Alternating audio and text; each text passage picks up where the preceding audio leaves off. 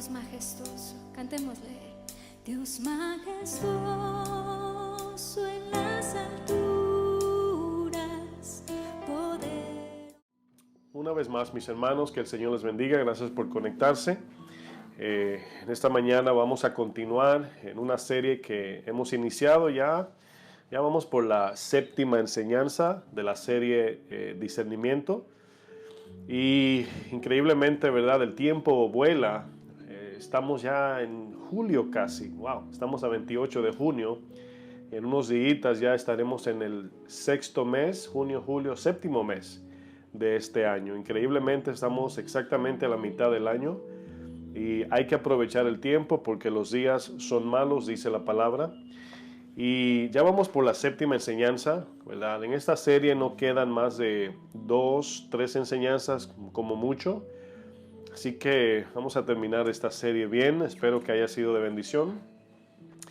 Y dentro de esta serie vamos a compartir un tema en esta mañana que se va a titular Invisibles a manera de pregunta o inexistente. Invisible, no invisibles, no, perdón. Invisible o inexistente.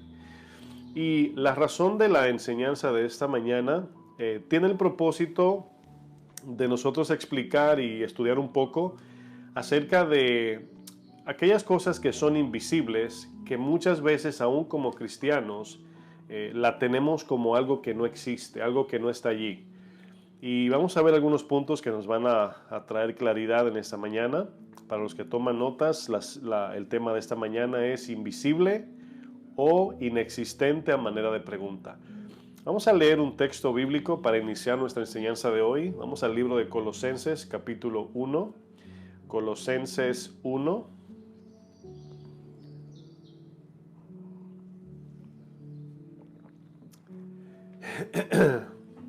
Le pedimos al Señor que me dé una garganta ungida en esta mañana y que se lleve las alergias para que podamos recibir la enseñanza en esta mañana. Colosenses 1, versículo 15 y 16 estaremos leyendo. Fíjense lo que dice este verso, dice este pasaje bíblico. Dice aquí, Él, inicia con esta palabra, Él, aquí Él es Cristo, dice, Él es la imagen del Dios invisible. Cristo Jesús es la imagen del Dios invisible. Dice, el primogénito de toda creación, el primero podemos decir. Porque en Él fueron creadas todas las cosas, las que hay en los cielos, las que hay en la tierra. Luego dice, visibles e invisibles, sean tronos, sean dominios, sean principados, sean potestades, todo fue creado por medio de Él y para Él. Hay una creencia, una de las creencias que muchos seres humanos tienen, es que lo invisible es inexistente. Lo que no podemos ver no existe. En otras palabras, lo que no se ve no existe, ¿verdad? Dentro del movimiento ateo, dentro de porque el ateísmo es una fe, los ateos creen que Dios no existe, esa es su fe, es una religión también. Dentro del movimiento del ateísmo existen muchas ramas y diferencias entre ellos, muchas posiciones, ¿verdad?, de su punto de vista de por qué Dios no existe.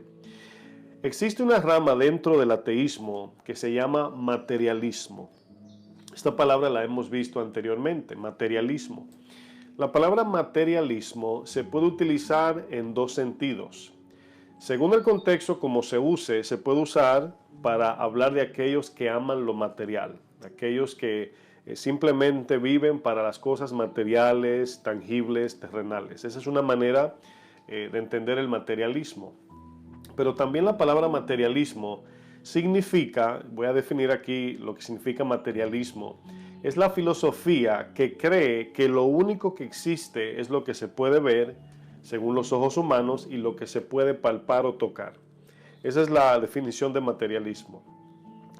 Esta filosofía cree que lo único existente es aquello que podemos o tocar o ver con nuestros propios ojos. Quiero usar otro texto como ejemplo, Romanos 1:20. Quiero que me acompañe a Romanos 1, versículo 20. Fíjense aquí que hemos visto y a través del tiempo nos damos cuenta que el ateísmo en sí no es una convicción, es una decisión. Escuchen bien, El ateísmo no es una convicción, es una decisión. Hay diferentes razones por qué hay ateos, pero la mayoría o todo el ateísmo podemos decir que no es una convicción, es decir, no es algo que por convicción natural, intuitiva, deciden, ¿verdad? O no creen por naturaleza. Es una decisión que toman por no recibir ya sea evidencias, ya sea que no le gustan las órdenes de Dios, ya sea que no simpatizan con Dios. Entonces deciden no creer, deciden eliminar de su mente y su razón aquello que ya Dios puso en su corazón. Entonces el ateísmo es una, repito, decisión, no es una convicción. Ahora bien, obviamente una vez ellos toman esa posición de que no creen en Dios, se convierte en un tipo convicción en ellos de que viven bajo ese sentido o esa realidad. Pero no es una convicción natural. La palabra clara, vamos a leer Romanos 1, versículo 20. Fíjense lo que dice Romanos, aquí hablando el mismo Dios que nos creó. Dice, porque las cosas invisibles, las cosas que no podemos ver, de Él, aquí de Dios, fíjense lo que dice, su eterno poder es algo invisible, su eterno poder en sí, o sea, en esencia es invisible. Y deidad, también su deidad es invisible a nuestros ojos, pero fíjense lo que dice luego. Se hacen claramente visibles desde la creación del mundo. Es decir, un maestro de la Biblia utilizaba una ilustración que siempre me ha gustado porque es muy simple, muy sencilla. Y muchos ateos no creen en Dios según ellos, por falta de evidencia, el cual ahí está la evidencia, pero ellos la rechazan. Y este maestro de la Biblia decía, mira, si tú te acuestas, llegas a tu casa cansado del trabajo y pones tu cartera en la mesa de noche, en la mesita de noche al lado de tu cama, y en tu cartera tú pones $1,000, ¿verdad? De repente te levantas en la mañana, a lo mejor sales a la calle, se te olvida la cartera. Cuando tú vuelves, encuentras $700. Y en ese momento este maestro decía, uno no dice, bueno, alguien ha roto la ley, ¿verdad?, natural vamos a decir, de la física o la matemática. Es decir, la matemática fue rota en el sentido de tenía 1,000 y la matemática al ser rota bajó a 700. No. Lo que esta persona deduce es que alguien entró a su casa y se robó $300 de los 1,000. O sea, inmediatamente decimos, hubo alguien en mi casa porque yo dejé $1,000 y vuelvo y encuentro $700. Significa que aunque la persona no vio al ladrón, sabe que alguien robó por la ley de la matemática. Entonces la misma ciencia nos ayuda a nosotros creer que Dios existe. Los cálculos científicos deben apuntar al creador. Como dicen, cuando ven una obra de arte sabemos que hay un pintor. O sea, usted no va a Italia y ve las pinturas de Michelangelo, ¿verdad? O de Miguel Ángel en español, y luego dice que no existió, sino que la pintura refleja a ese pintor.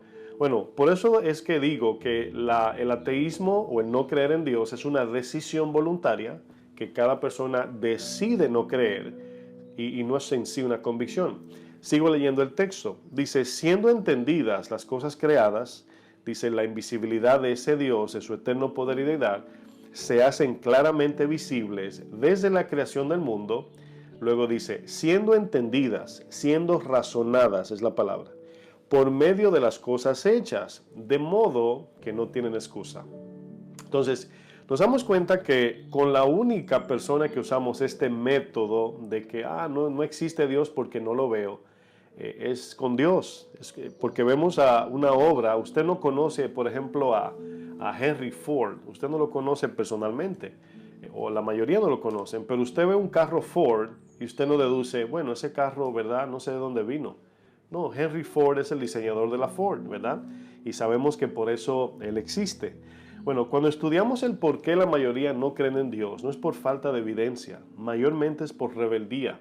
El mismo Romanos dice que el hombre resiste la justicia de Dios con su injusticia. Y aquí nos damos cuenta, hermanos, que dentro del caminar cristiano, dentro del mundo, dentro de la vida, podemos decir, existen dos posiciones acerca de la incredulidad. Dos posiciones o dos actitudes, podemos decir. Estas dos actitudes las quiero explicar. Número uno, Existen dos posiciones acerca de la incredulidad. Número uno, escepticismo. Lo voy a explicar en un momento. Número uno, escepticismo.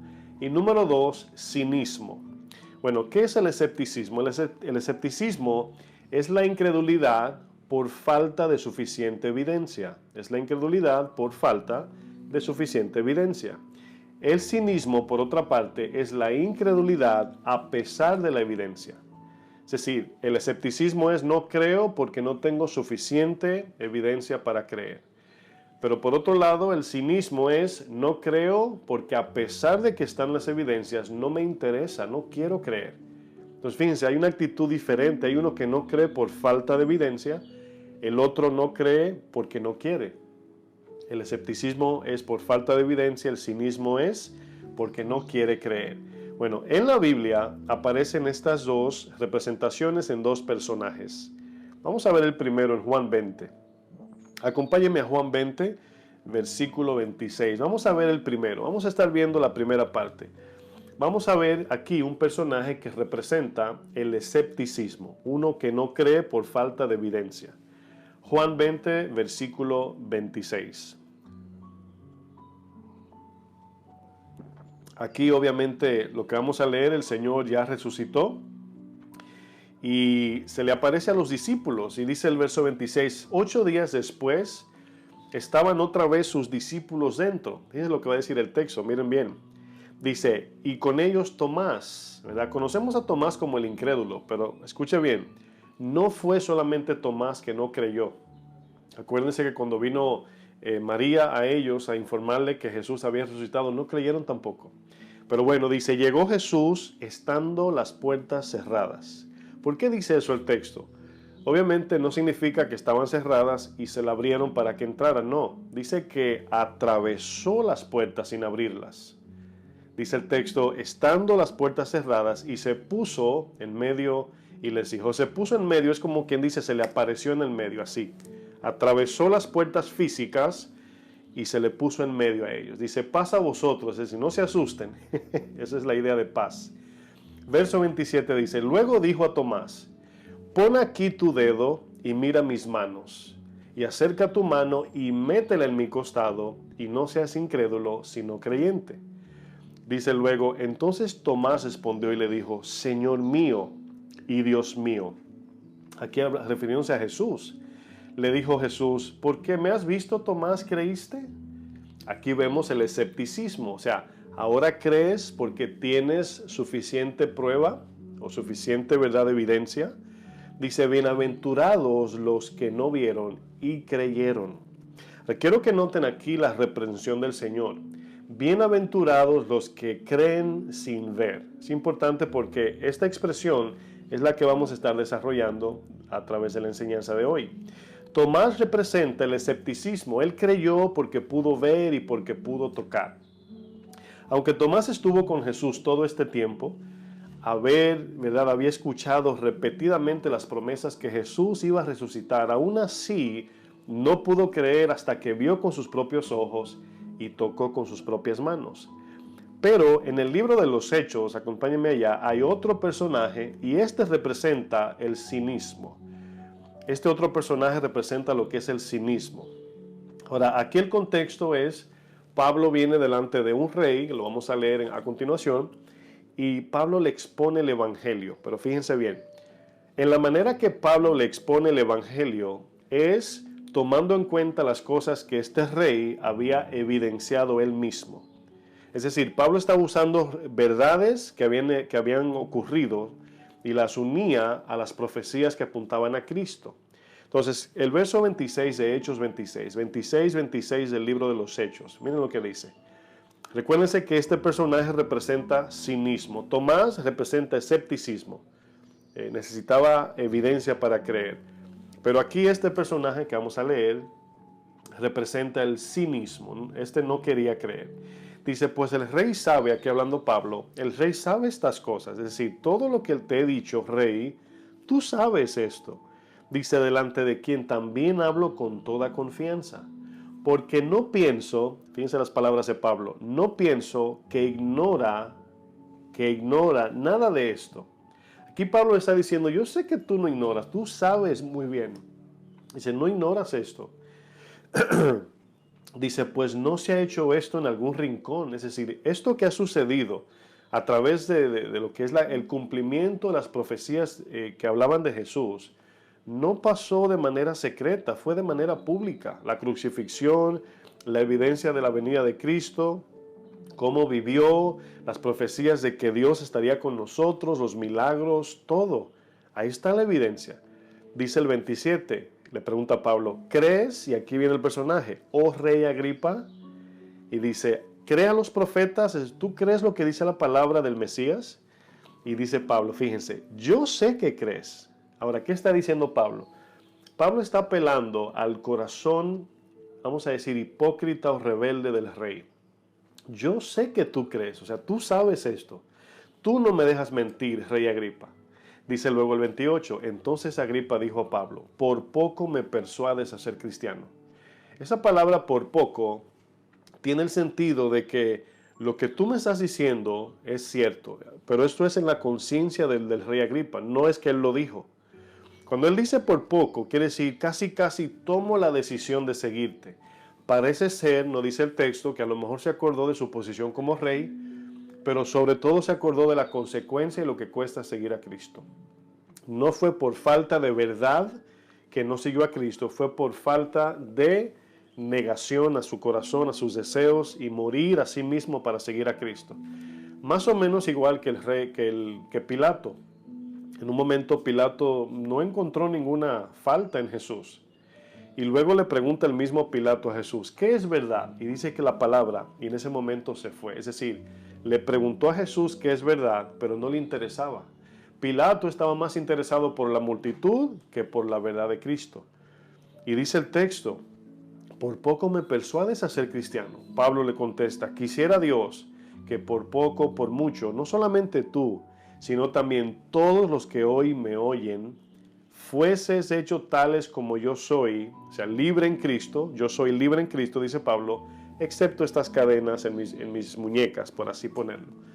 El rey Agripa, mis hermanos, representa el cinismo, que a pesar de que tenía las evidencias muy claras, no quiso creer. Tomás quiso creer, pero tenía problemas de creer porque decía, no, es que no veo lo suficiente para creer. Ahora, quiero decir algo, no estoy diciendo que el escepticismo sea bueno. El escepticismo también es un pecado que podemos tener, podemos ser tan escépticos que no creemos nada y todo le ponemos el sello negativo. Es que no puede ser, y cómo, y cuándo vino, y muchas preguntas. No es que sea bueno el escepticismo, pero el escepticismo es una mejor posición ante el cinismo, porque el cinismo es, aunque me lo demuestres, no me interesa. Y cuando evangelizamos, tenemos que tratar de discernir el corazón de a quien le estamos hablando. ¿Está interesada la persona o no está interesada? No le interesa, porque no debemos obligar a la gente a creer. Miren, la incredulidad, la falta de fe, la incredulidad, se origina en el pecado. O sea, la falta de fe, la incredulidad, se origina en el pecado, por cuanto el pecado es el que levanta la pared divisora entre el hombre y Dios. El pecado es el que pone división, el pecado es que levanta esa cima que no nos permite ver a Dios. Porque fe, muchas personas quieren ver lo que Dios hace en el sentido de muéstramelo, Señor, de manera física.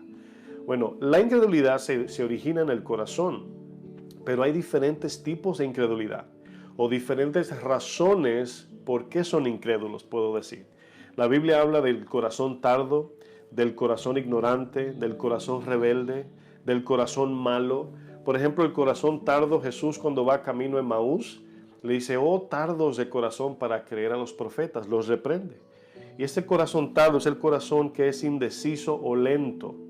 O sea, son los que no se deciden una vez y por todas de dejar este mundo y seguir a Cristo. Están ahí, sí yo creo, pero están porque aman al mundo también. Vemos el corazón ignorante como muchos, vamos a ver una historia a continuación de ese corazón que no conocía más de Dios, pero vemos por ejemplo a Rahab, que Rahab creyó porque oyó de Dios. Ya ella no era ignorante del poder de Dios, ella creyó, no fue incrédula. Pero vemos el corazón rebelde de los fariseos que no querían creer. Los fariseos, mis hermanos, no venían a hacer preguntas porque tenían necesidad de la verdad, sino para buscar una forma de prender o de hacer tropezar a Cristo para matarlo. Pero vemos el corazón malo, dice Hebreos, que no haya en vosotros corazón malo de incredulidad, refiriéndose a los que salieron de Egipto, que no murieron a los amores de Egipto, como muchos cristianos no quieren morir a los amores terrenales. Miren, en Marcos 9, verso 14, hay una historia que nos ayuda a entender un poco mejor. Marcos 9, 14.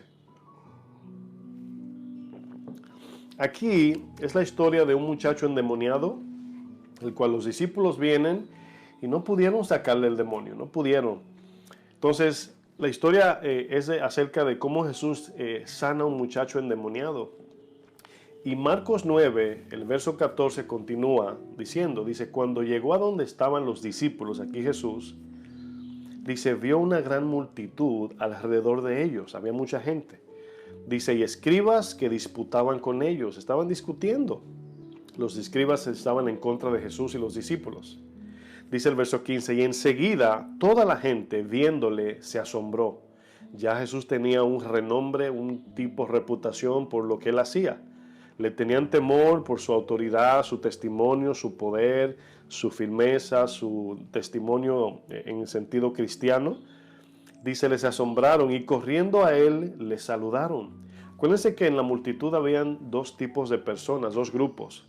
Los que estaban del lado de los fariseos y los que estaban del lado de Jesús. Los que tenían corazón bueno como la tierra que recibe la semilla. Dice, él les preguntó, ¿qué disputáis con ellos? O sea, ¿de qué están discutiendo? Dice el 17, y respondiendo uno de la multitud dijo, Maestro, traje a ti mi hijo que tiene un espíritu inmundo, el cual donde quiera que le toma, lo sacude y echa espumarajos y cruje los dientes, dice, y se va secando, o sea, su cuerpo se va secando, se deshidrata, por así decir. Y dije a tus discípulos que lo echasen fuera, dice el texto luego, y no pudieron. Fíjense, no pudieron, no tenían el poder espiritual que el Señor ya les había dado. Pero van a ver por qué no. Dice, respondiendo él les dijo, ahora fíjense la idea. Aquí es increíble porque la reprensión del Señor tiene un sentido importante. Los discípulos están allí, pero él les dice, utiliza el ejemplo de los discípulos y los confronta a todos. Y dice, el 19, oh generación incrédula. Ahora, la incredulidad es un pecado, escuchen bien, es un pecado, porque Jesús nunca excusó la incredulidad, sino que siempre la reprendió, siempre reprendía al incrédulo. Pero van a notar aquí que las actitudes son importantes. Dice, ¿hasta cuándo he de estar con vosotros? ¿Hasta cuándo os he de soportar? Fíjense, es una reprensión. Traédmelo. Ahora, fíjense que está aquí diciendo que ellos no pudieron sacar el demonio por falta de fe, de confianza en Dios. Dudaron, pero vamos a ver qué corazón aquí es el que está dudando. Ahora fíjense lo que dice, verso 20, y se lo trajeron. Y cuando el Espíritu vio a Jesús, fíjense, cuando vio a Jesús, dice, sacudió con violencia al muchacho, dice, quien cayendo en tierra se revolcaba echando espumarajos. Quiero explicar algo. Usted diría, pastor, pero es que Jesús era Dios y los demonios saben. Bueno, Pablo no era Dios. Y hubo un momento donde habían judíos que estaban haciendo exorcismos, así como sacando demonios. Y los demonios dijeron, sabemos quién es Pablo, ¿verdad? Pero no sabemos, ¿verdad?, quiénes son ustedes. Entonces, cuando un demonio reconoce la autoridad que está en nosotros, no que somos nosotros, no, que está en nosotros, Cristo, el Espíritu Santo, obviamente ellos saben quién está en nosotros. No significa que no nos van a atacar, que no nos van a seducir, etc. Pero hay una autoridad dada de parte de Dios contra los demonios. Entonces vemos aquí que ellos no se sintieron así. Fíjense, voy a repetir la actitud del demonio. Dice, cuando el Espíritu vio a Jesús, sacudió con violencia al muchacho, quien cayendo en tierra se revolcaba, echando espumarajos. Jesús preguntó al Padre, ¿cuánto tiempo hace que le sucede esto? Y le dijo, desde niño. O sea, aquí parece ser que la pregunta del tiempo que este joven tiene este demonio es como dejando saber, nadie pudo hacerlo, solo Dios, ¿verdad? Luego dice el texto, Muchas veces le echan el fuego y en el agua para matarle. Dice, pero si puedes hacer algo, ten misericordia de nosotros y ayúdanos. Fíjense la pregunta, el verso 23. Jesús le dijo, si puedes creer. Ahora, aquí quiero explicar algo en un segundo, porque es importante ver la fe en tres dimensiones, en tres fases. Jesús le pregunta a él, si puedes creer, si puedes confiar de todo corazón. Dice, al que cree, todo le es posible. Ahora, quiero que noten que esta palabra se ha mal utilizado en muchas iglesias. Muchos predicadores la usan para engañar, o muchos la hacen sin saber, ignorantemente. Para el que cree, todo le es posible.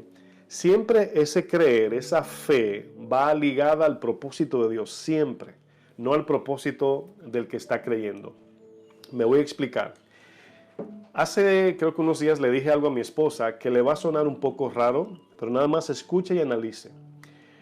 Hay personas que piensan que cuando oramos a Dios, estamos orando para que Dios nos dé lo que nosotros queremos. Pero la Biblia muy bien enseña que cuando oramos es para que se cumpla lo que Dios quiere. Es decir, si yo oro por una sanidad de mi cuerpo y Dios no me sana, ¿verdad?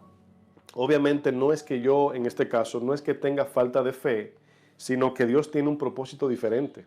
Ahora, hay quienes son incrédulos y no reciben, como dice Santiago, no crea que el que duda recibirá alguna cosa de Dios. Pero, voy a explicar eso para no confundir, cuando yo oro a Dios, obviamente es para yo hacer su voluntad. ¿Cómo yo sé esto? Bueno, la palabra dice, Padre que estás en los cielos, santificado sea tu nombre. Venga a nosotros tu reino, hágase, muchos dicen mi voluntad, pero no, la palabra dice, hágase tu voluntad. Entonces la oración tiene que ver con que el Espíritu Santo nos dé el sentir de Dios para pedir como conviene, según su plan eterno. La oración nos ayuda a recibir el poder para resistir cuando Dios nos dice que no en la petición. La palabra dice en 1 de Juan que el que pide conforme a su voluntad, Dios lo oye. Entonces, no oramos para que Dios haga lo que yo quiero. Oramos para hacer nosotros lo que Dios quiere. Usted diría, pero ¿para qué pedimos? Para que nuestro corazón se someta, se humille y se alinee con la voluntad perfecta de Dios. Por eso oramos.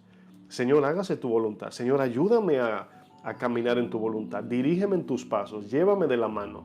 Entonces, la oración tiene que ver también con recibir poder divino de Dios para vencer los deseos egoístas de la carne. Miren, se lo pongo muy fácil para no confundirlos. Cuando su hijo le pide algo o su hija, ¿verdad? Que usted sabe en su mente que no le conviene, esto ayuda en dos cosas. Número uno, le deja saber al padre lo que está en el corazón del hijo. Pero también le ayuda a decirle al hijo o a la hija por qué no se lo va a dar.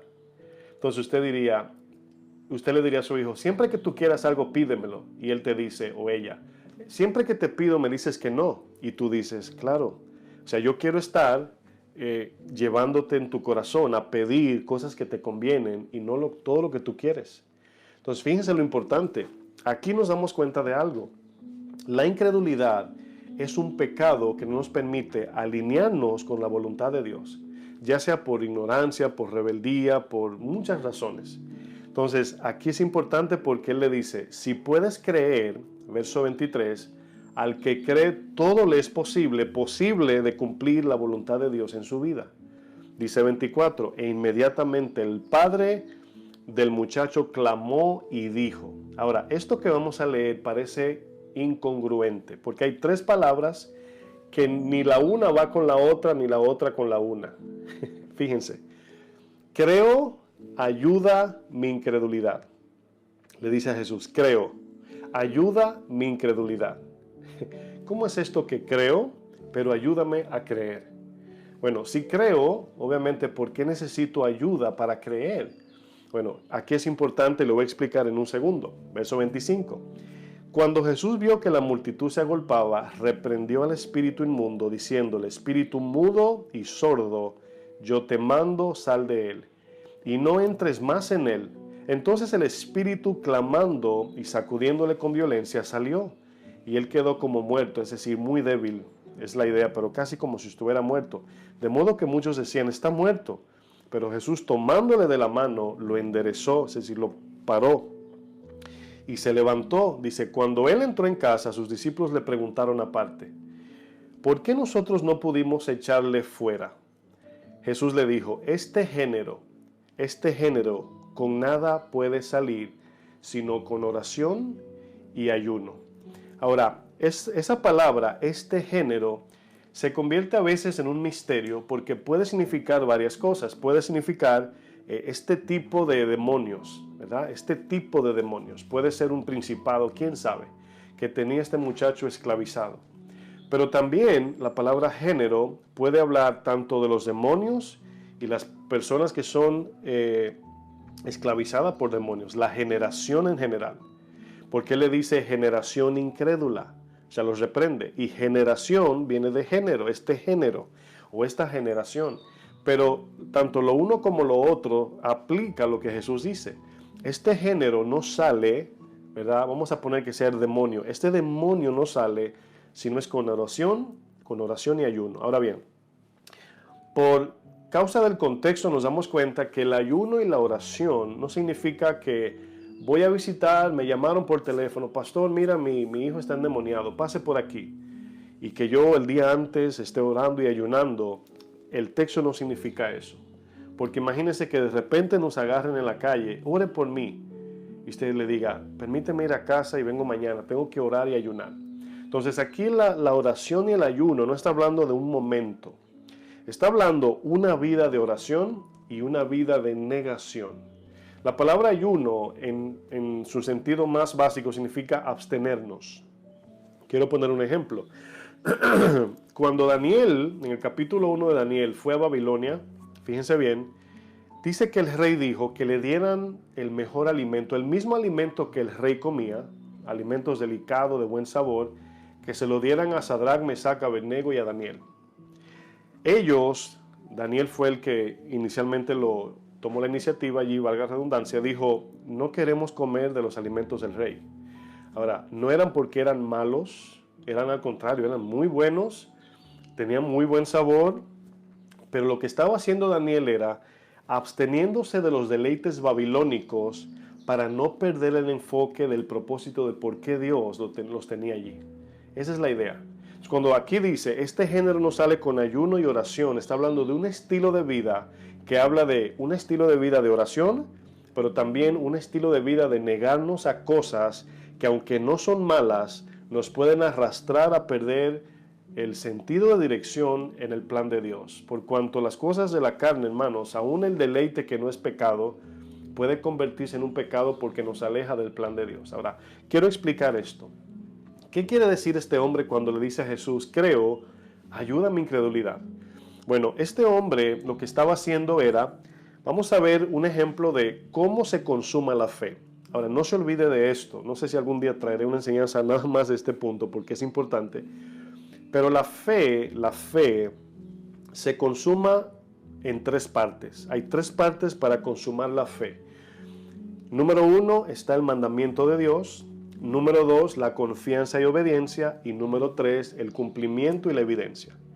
Este hombre cuando dice creo, ayuda mi incredulidad, significa que aunque él lo veía imposible, puso su confianza en Jesús para que luego al Jesús cumplir el milagro, él iba a ver lo que Jesús hizo y su fe se iba a fortalecer. Ayuda a mi incredulidad era, o sea, no veo esto posible, pero creo.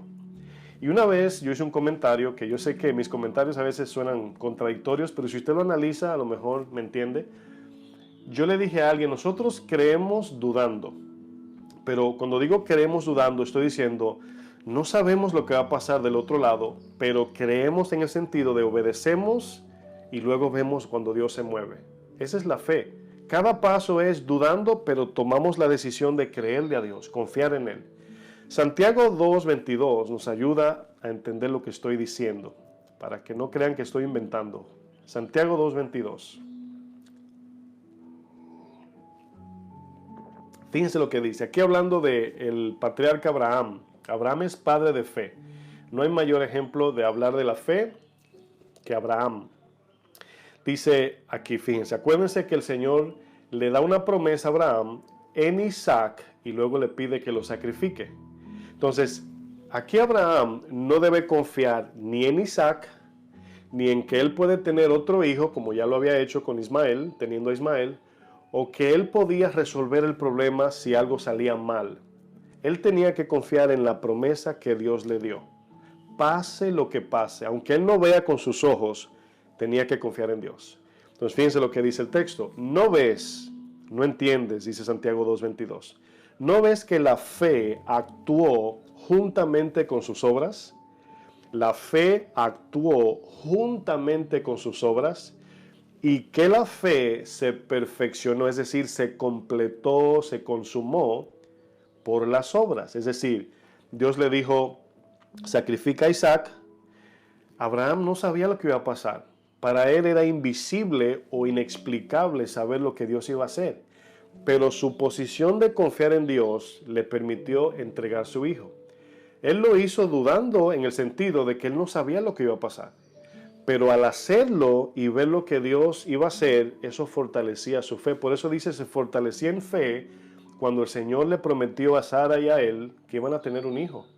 O sea, dice esperanza contra esperanza. La esperanza de su cuerpo débil le traía dudas, pero él decidía mirar la promesa de Dios y eso le traía afirmación. Entonces, aquí es el punto, si Abraham miraba su cuerpo, si miraba con sus ojos su cuerpo, decía en el espejo, ay Dios mío, ¿yo voy a tener un hijo o Sara? Mirándose en el espejo, viejita, arrugadita, quién sabe. ¿Yo voy a tener un hijo? No. Ahí ella tenía que mirar lo invisible. ¿Qué es lo invisible? La promesa de lo que Dios iba a hacer. Si se enfocaba en ella, iba a perder la fe, iba a ser incrédula, Abraham y Sara. Pero dice que ellos confiaron en esperanza contra esperanza. La esperanza de su cuerpo débil, pero poniendo la esperanza en el Dios eterno. ¿Cómo fue que la fe actuó según aquí Santiago 2? Bueno, Dios le da la promesa.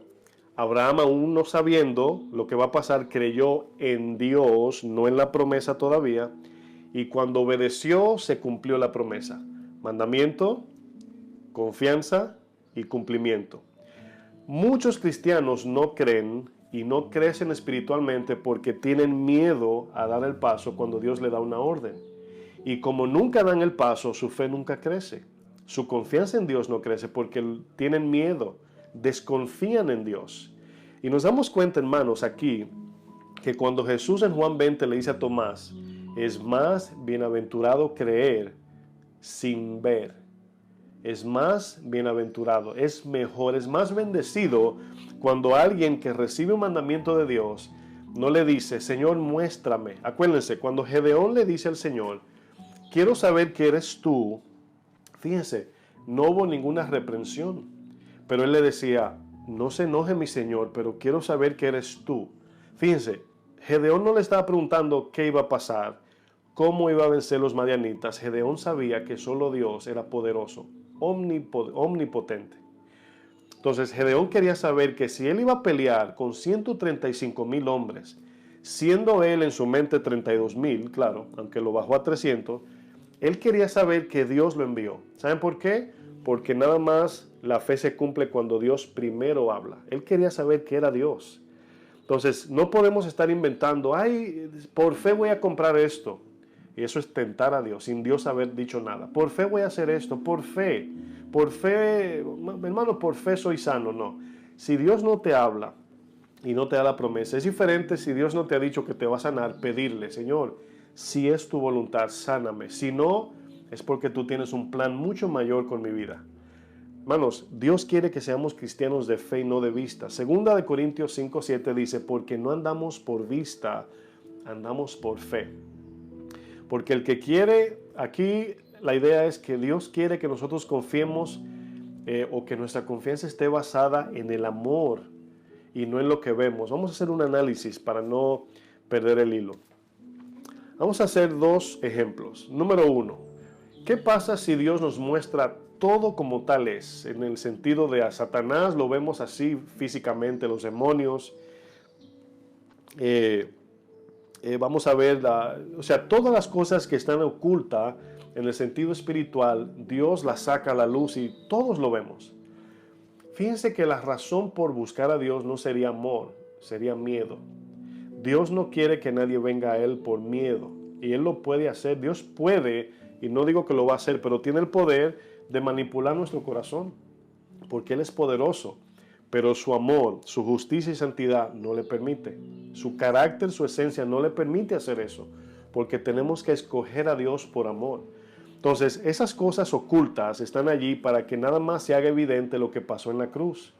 Dios quiere que se haga visible la cruz y se haga invisible las cosas que tenemos que lidiar cada día. Pero al tener la cruz visible, esas cosas se tornan visibles, hermanos. Ahora quiero que vayan conmigo a Efesios 6. Efesios 6, verso 10. Este texto, hermanos, dice algo que muchos cristianos, aunque se lo pueden saber de memoria, lo ignoran totalmente. El cristiano piensa que la guerra espiritual son los domingos, los lunes en la mañana cuando enfrentamos al patrón o al jefe del trabajo. Se nos olvida que la guerra es todos los días. Cuando Efesios dice, para que podáis resistir en el día malo, la palabra día no está hablando de un lunes, martes o miércoles. La palabra día ahí significa en el momento del ataque. En el día malo es el momento que el ataque te sorprenda. Entonces, ¿qué quiero decir? Como no sabemos cuándo viene el ataque, tenemos que estar 24/7, 365 días al año con armadura puesta. La palabra de Dios que nos da discernimiento para saber los ataques de Satanás. Entonces aquí Efesios 6, versículo 10, voy a leer una versión más moderna, y es la versión Nueva Traducción Viviente, NTV, y dice, esta versión lo dice así, es más simple. Dice, una palabra final, dice Pablo, ya para finalizar el libro de Efesios, dice, sean fuertes en el Señor, fortalezcanse en Cristo, es la idea. Encuentren fuerza en Él, en su palabra, su esperanza, en la oración y en la adoración. Dice, y en su gran poder. Dice el verso 11, pónganse toda la armadura de Dios, que al resumir cuentas es la propia palabra. La palabra es la que nos ayuda a hacer todo esto. Dice luego, para poder mantenerse firmes contra todas las estrategias del diablo. ¿Cómo es que vamos a discernir las estrategias del diablo? Recuérdense bien que las estrategias, los ataques, vienen de forma invisible. Pero si no discernimos el ataque antes que entre, el ataque va a filtrarse en nosotros de manera invisible, pero luego nuestras obras se harán visibles. Le pongo un ejemplo. Cuando Ananías y Zafira extrajeron el dinero de la propiedad que vendieron, ese fue el resultado visible de la seducción invisible. Entonces vemos que lo invisible es real. Simplemente no creemos porque no lo vemos con los ojos. Por esta razón, Dios dice, póngase toda la armadura para que puedan mirar a través de los lentes y discernir a través del Espíritu Santo y poder ver de lejos el ataque y no cuando esté en el corazón ya. Hay cristianos que están peleando su vida cristiana después que el pecado entra en su corazón. Y luego dicen, pastor, es que no he podido. Obviamente porque le has dado cabida al pecado en tu corazón. Y una vez entra, consuma el pecado y el pecado la muerte.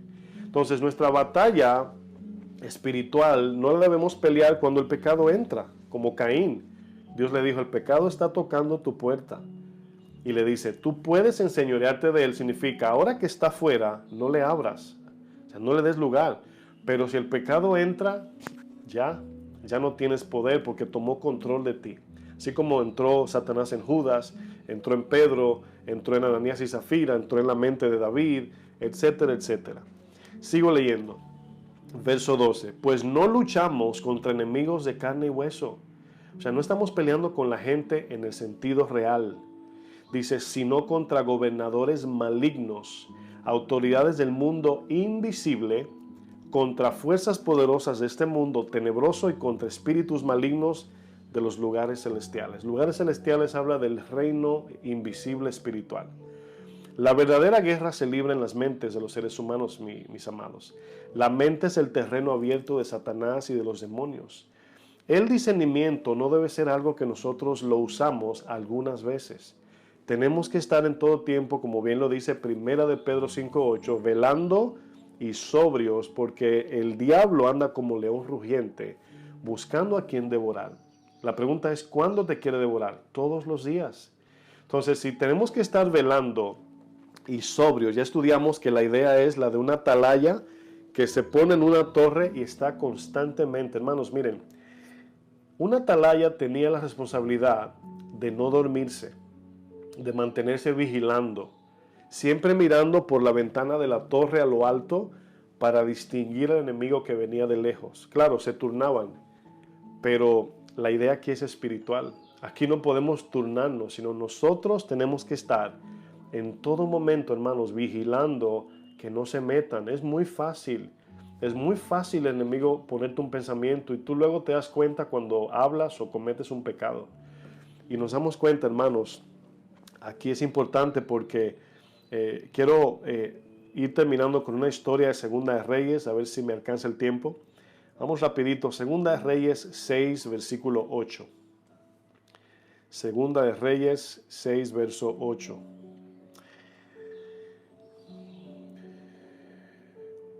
Voy a ir avanzando rápido. Como siempre les digo, ustedes pueden volver a las enseñanzas y retomarlas si voy rápido.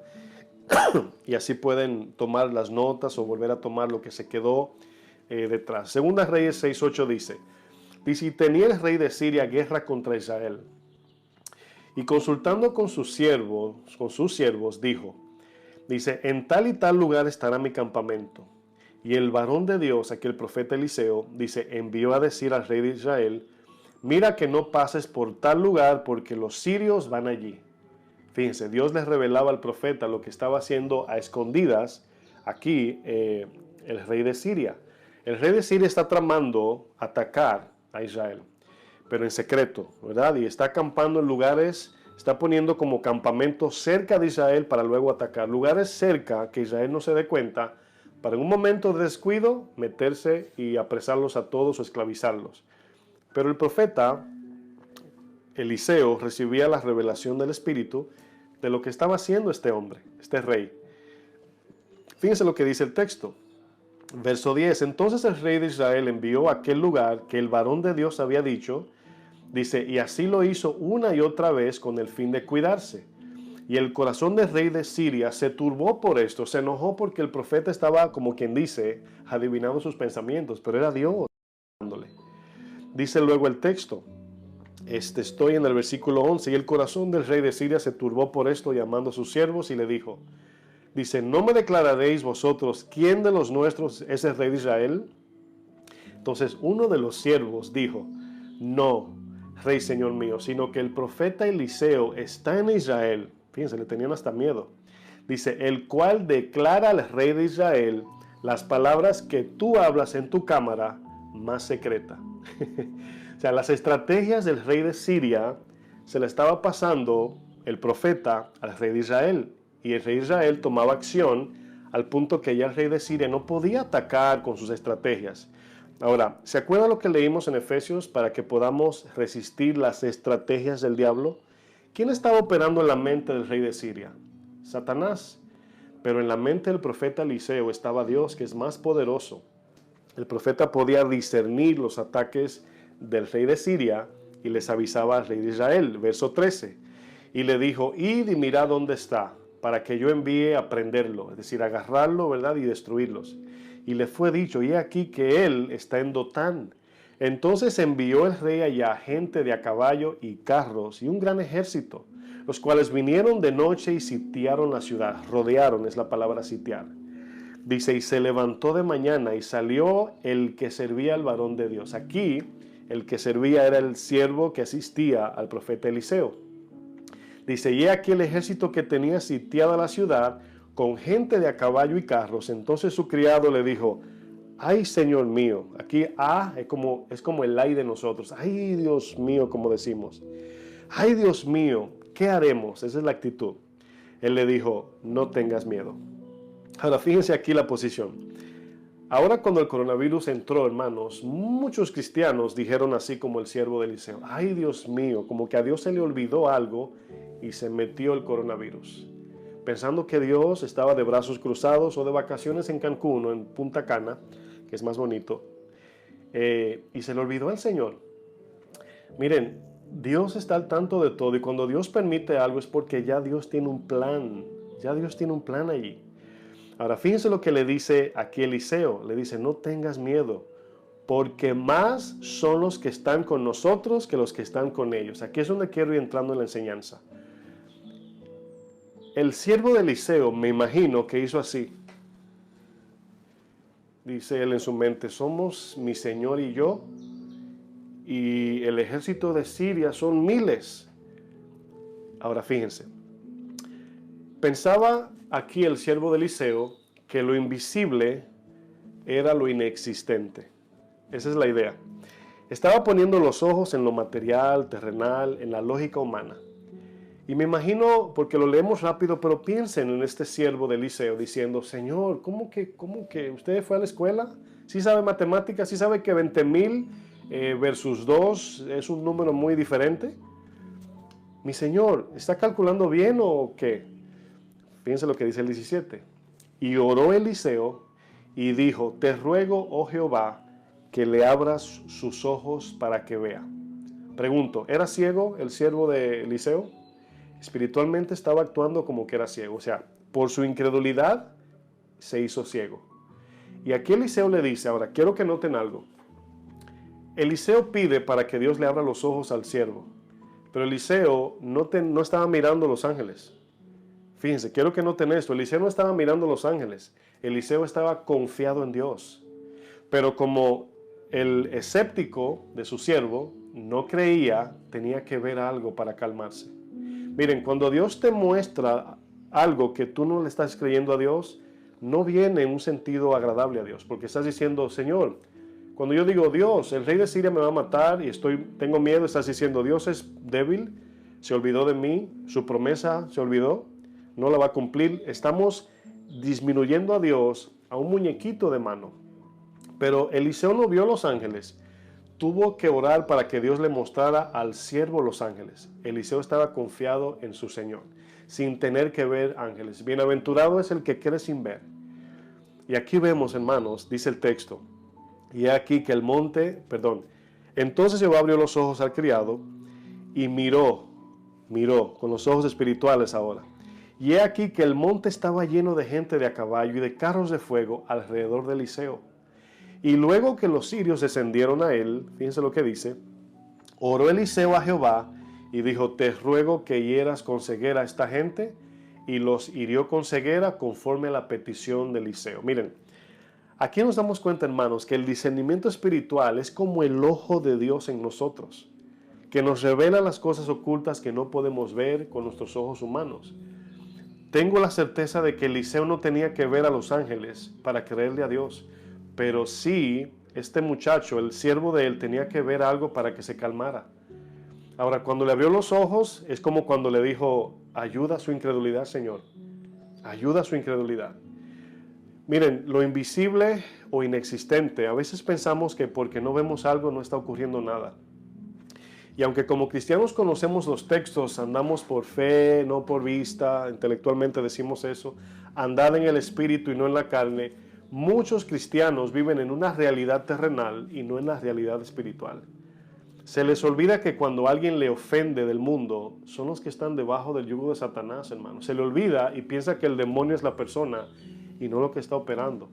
No estoy diciendo que no somos responsables de nuestros pecados, estoy diciendo que recordemos que hay un poder mayor que ellos que los está gobernando. Piensen en eso por un segundo. Si como cristianos no vivimos en una constante vida de oración, si no caminamos en su palabra y si no buscamos la presencia de Dios cada día en intimidad, se nos va a formar una mente racional terrenal. Y no habría ninguna diferencia entre un ateo y nosotros. Los ateos creen que Dios no existe, pero hay cristianos que viven como si Dios no existiera. Fíjense la similitud aquí. Los ateos creen que Dios no existe, pero hay cristianos que viven como si Dios no existiera. ¿Cómo es esto posible, pastor? Miren, el discernimiento, hermanos, es algo que se adquiere por el estilo de vida cristiano que vivimos. Nosotros tenemos que, que ponernos los lentes. Imagínese que usted tenga problemas de miopía o sufra de su vista, no puede ver sin lentes. Y de repente usted sale a la calle y no ve, puede ver todo borroso. No significa que las personas con lo que usted está chocando, vamos a suponer que usted dejó los lentes y al salir a la calle choca de frente con un tubo, con una pared, y usted diga, eso no está ahí, eso no existe. O sea, no significa que no existe porque tú no lo vistes, sino que te quitaste los lentes que te permiten ver la realidad que todos los días vivimos. La palabra de Dios, mis hermanos, son los lentes de Dios en nosotros, que nos ayudan a ver todo a través de ese lente espiritual, de entender cosas que antes no entendíamos. Discernir significa separar la vanidad de lo eterno, pero no lo vas a poder hacer con tus ojos humanos.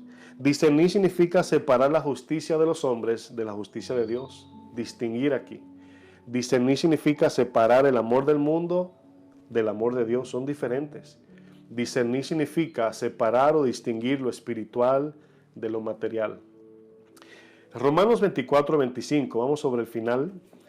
Fíjense lo que dice este texto, Romanos 8:24.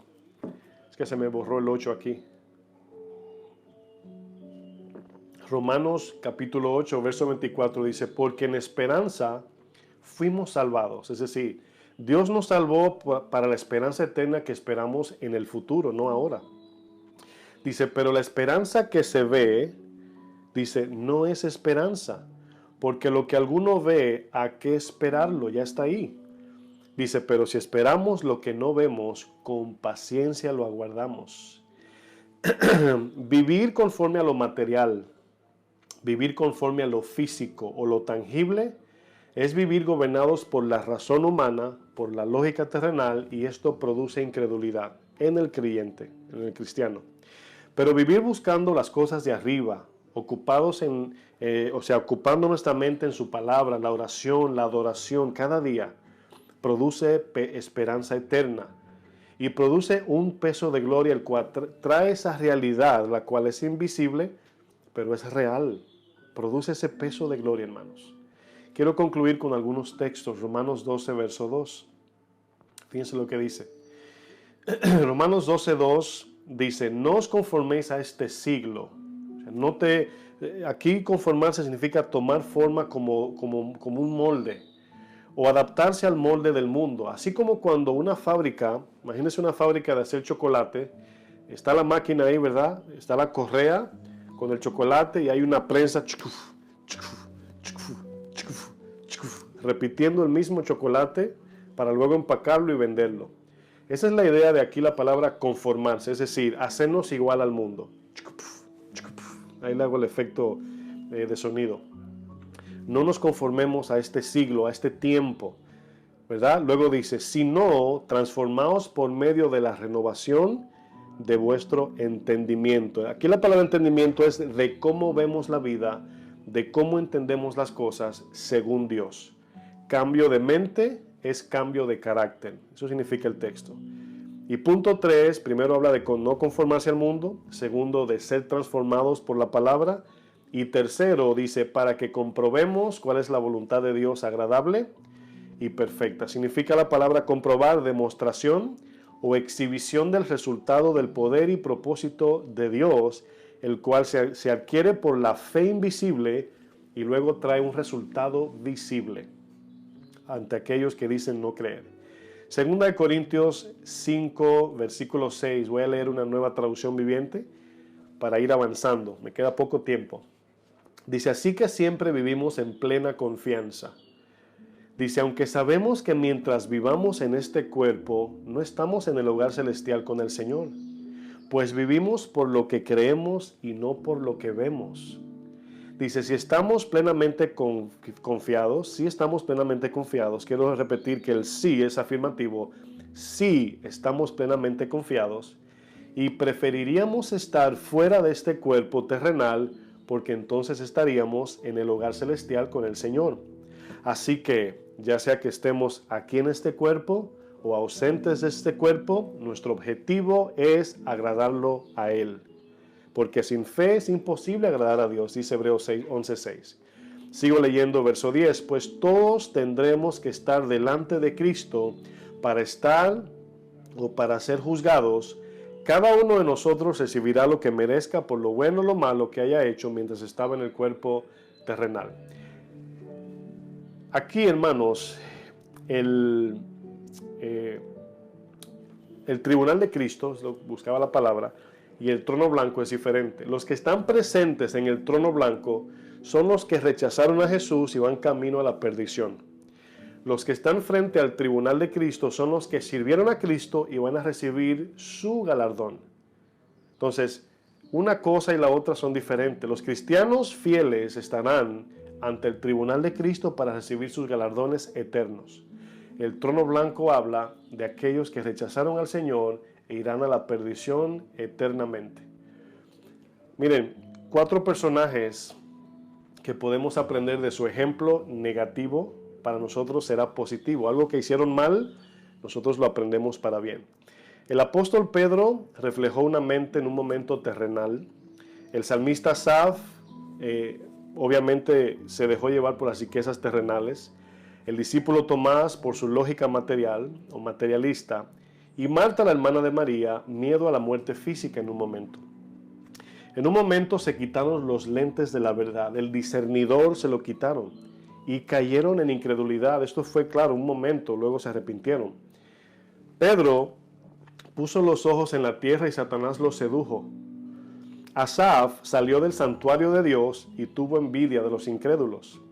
Tomás, ahogado por el materialismo, dudó de su Señor. Y Marta olvidó el poder de la gloria de Dios por causa del miedo de la muerte física de Lázaro, su hermano. El discernimiento, hermanos, es traer lo invisible a lo visible, en el sentido bíblico.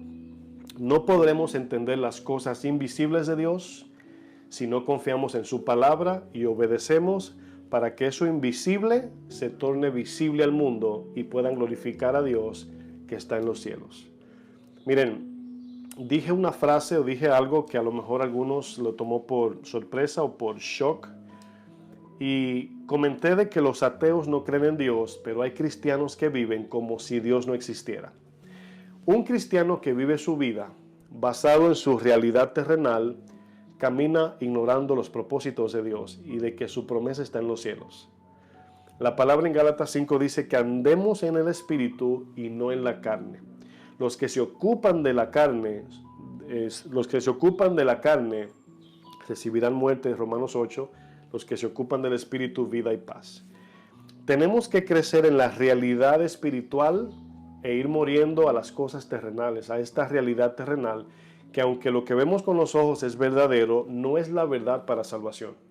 Es simplemente esta ilusión que vivimos, vamos a decir, cosas que nos arrastran y nos hacen olvidar las promesas de Dios. Repito, Eliseo estaba confiado en Dios, pero su siervo dudó y Dios tuvo que mostrarle algo. A veces cuando oramos, muchos cristianos quieren que Dios le muestre, Señor, o que le muestre una visión, o que una luz lo ilumine, o sentir escalofríos. Y muchos cuando oran no creen que Dios está allí con ellos porque no sienten nada. Y lo que estamos diciendo es, Señor, toca algunos de mis sentidos carnales para saber que tú estás allí. ¿Qué le estamos diciendo a Dios? No confío en ti, muéstrame primero. Los fariseos le pidieron señal y les dijo, una generación incrédula demanda señal. Una generación incrédula, aquel que no confía en Dios, aquel que no es sumiso a su palabra, aquel que no descansa en la promesa eterna. Dice, pero señal no le será dada, sino la señal del profeta Jonás. Es decir, ahí tienen la cruz. Si la cruz no es suficiente, ningún milagro, ninguna señal le será. Hermanos, pidámosle al Señor que nos guarde, que nos dé discernimiento espiritual. No apaguemos al Espíritu que nos ayuda a ver las cosas que no podemos ver con los ojos físicos. Y vivamos una vida de oración, clamando a Dios, diciendo, Señor, ábreme los ojos. Pero no como el siervo del profeta, sino como el profeta los tenía abierto en todo tiempo, los ojos espirituales que Dios nos ha dado. Ahora tenemos la mente de Cristo, pero tenemos que derramar su palabra en nuestros corazones para que el Espíritu nos guíe y nos dé dirección y sentido de vida en esta tierra que está llena de tinieblas y sin propósitos. Hermanos, que el Señor les bendiga. Yo quiero hacer una oración no solamente por los cristianos que nos ven, sino por aquel que al escuchar estas palabras tiene tantas preguntas y dice, wow, yo no sabía nada de esto y ¿cómo puedo hacer para conocer del Señor? Y es muy simple conocer de Cristo. Lo difícil es seguirle. Es simple, el Señor te salva y te rescata, pero luego debes de reconocer tu condición, debes de reconocer que en tus méritos, en tu propio sacrificio no podrás entrar al cielo. Dios, como decía un predicador, si tú vives toda una vida haciendo buenas obras, no has merecido un minuto en el cielo. Así que yo te pido con toda misericordia, como yo fui rescatado, como mi esposa fue rescatada, mi familia, y muchos de ustedes que me ven, sabemos que es por gracia, pero es por la fe, es decir, tenemos que creerle a Dios. Y al principio que comenzamos a caminar con Cristo, ¿verdad? Es muy lindo, pero luego el camino te va demandando fe. Tienes que creerle a Dios y vas sintiendo menos y menos a Dios, pero te vas afirmando y madurando más en la fe. Y mientras más maduramos, menos sentimos. Entonces es importante esto para que podamos enfocarnos en las promesas de su palabra y no tanto en los sentimientos sensuales que muchos piden. No queremos que el Señor nos diga generación incrédula, sino hijos de luz. Vamos a hacer una oración para que el Señor nos ayude y para aquel que no le conoce, en esta mañana le pueda conocer de manera íntima y personal. Padre, gracias, Señor. Tú eres bueno, eres bendito y para siempre es tu misericordia, Señor. Quiero presentarte a aquellos que nos sintonizan, que entienden que es una lucha seguirte, Señor. Entienden que aunque quieren ir detrás de ti, Señor, por las promesas eternas que tú nos ofreces, Señor, sabemos que es una lucha, pero debemos de mirarlo en el sentido de que tú nos amaste aún siendo pecadores. Y al morir en la cruz, no nos preguntaste si queríamos o no, lo hiciste y abriste la puerta a la salvación. Yo te pido, Señor, que los que me escuchan puedan en esta mañana comprometerse contigo de manera íntima y personal y que desde hoy en adelante su vida, su propósito y compromiso sea contigo y tu palabra, Señor. Bendice también a mis hermanos en Cristo que están batallando, que a lo mejor la palabra de hoy los confrontó.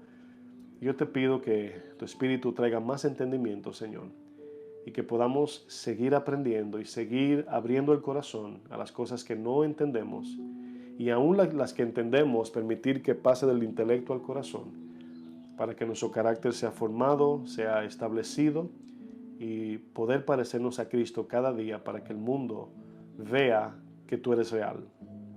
Aquello que muchos creen que es invisible o inexistente, la iglesia lo hace visible por los frutos del Espíritu. Por eso te pido, Señor, que sigas cumpliendo tu propósito en el nombre maravilloso de Jesús. Amén, mis hermanos. Que el Señor les bendiga, mis hermanos. Les pedimos que compartan las enseñanzas para aquellos que no conocen de Cristo o algunos que no, a lo mejor están recibiendo sana enseñanza. El tiempo es corto, Cristo viene pronto. Prepárese para su venida, limpie sus vestiduras. Quite las manchas a sus vestiduras, me refiero a su corazón, con la palabra y la obediencia, y pongan los ojos en las cosas de arriba porque el tiempo es corto, mis hermanos, queda poco tiempo. Así que les intimo a que se anime, sirva a Cristo con su vida y su corazón y ponga su esperanza en lo alto. Aunque usted no alcance las promesas terrenales, tiene una morada eterna y tiene un lugar esperándolo en los cielos. Así que el Señor les bendiga. Les amamos en Cristo de parte de mi esposa y su servidor y seguimos adelante. Buenos días.